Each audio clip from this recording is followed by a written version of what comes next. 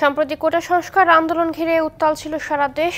দেশীয় গণমাধ্যমের পাশাপাশি এই আন্দোলন নিয়ে সংবাদ প্রকাশ করেছে বিবিসি, সিএনএন, আল জাজিরার মতো আন্তর্জাতিক সংবাদ মাধ্যমগুলো।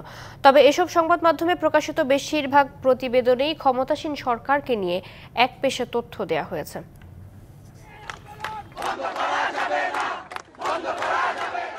চলতি মাসের শুরুতে দেশের বিভিন্ন শিক্ষা প্রতিষ্ঠানে শুরু হয় বৈষম্য বিরোধী কোটা সংস্কার আন্দোলন। চলতি মাসের মাঝামাঝি এসে যে আন্দোলন রূপ নেয় সহিংসতায়। ক্ষমতাসীন দলের দাবি বিএনপি জামাতের উস্কানিতে আন্দোলনের এমন সহিংস রূপ। এর পরের কয়েকদিন দেশে নজিরবিহীন সহিংস পরিস্থিতি দেখা যায়।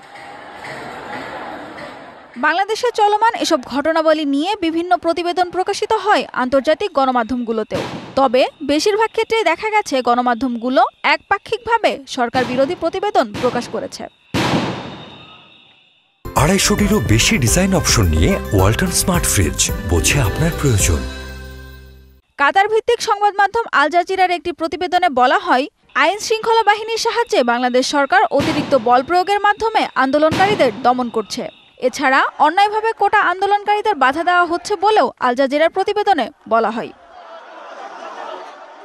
সরকারি চাকরিতে কোটা পদ্ধতির অবসানের দাবিতে আন্দোলনকারী ও ক্ষমতাসীন দলের অনুগতদের মধ্যে সংঘর্ষে শত শত শিক্ষার্থী আহত হয়েছে।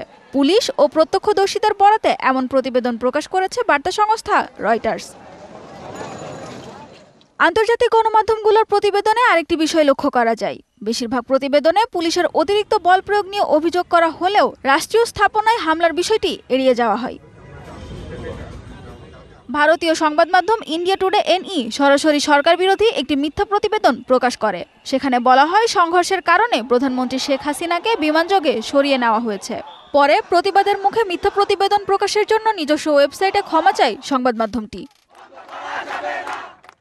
সঞ্জিদা ইসলাম তন্নি, ডিবিসি নিউজ ডেস্ক।